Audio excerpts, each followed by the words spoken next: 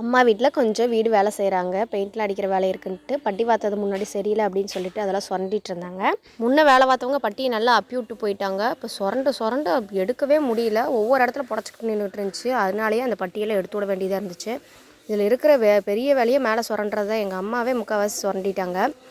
வேலை செய்கிறவங்க பாதி விட்டுட்டு போனதுக்கப்புறம் எங்கள் அம்மா நைட்டு ஃபுல்லாக சுரண்டிகிட்டு இருந்தாங்க. அவங்க கூடயும் பாதி சுரண்டிக்கிட்டே இருந்தாங்க. நைட்டு நாங்கள் தூங்க போகிற வரைக்குமே சுரண்டினாங்க. அவ்வளோ கஷ்டமாக இருந்துச்சு அந்த வேலை செய்யறது. பெயிண்ட் வேலைன்னு ஆரம்பிச்சிட்டாவே அது பெரிய ஒரு நச்சு வேலை. சமையல் கட்டில் சுரண்டி போட்டிருந்தனால அங்கே எதுவுமே செய்ய முடியாது. அதனால் கரண்ட் அடுப்பில் ஒரு கிளாஸ் டீ வச்சுக்கிட்டு போனேன். அப்படியே நான் ஒரு கிளாஸ் குடிச்சிட்டு அப்படியே மேவரம் வந்துட்டேன். சரி மேவரம் வந்து உட்காரலான்ட்டு வந்து உட்காந்தேன். காலங்காத்தாலில் இருக்கிற அந்த சில்னஸுக்கும் அந்த காற்றுக்கும் சூப்பராக இருக்கும். ஆனால் மத்தியானம் ஆக ரொம்ப சூடாக இருக்கும், ரொம்ப வெக்கையாக இருக்கும். இப்போதைக்கு இந்த சில்னஸ் என்ஜாய் பண்ணிக்கிட்டா தான் அப்படின்னு சொல்லிட்டு வந்து இருந்துட்டு உட்காந்துக்கிட்டேன்.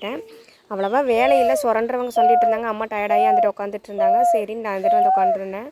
என் சின்னவாண்டி யாருக்கிட்டையுமே இருக்க மாட்டான். 5 நிமிஷம் பிரேக் கிடைக்கிறதே அவகிட்ட பெரிய டாஸ்க்காக இருக்கும்.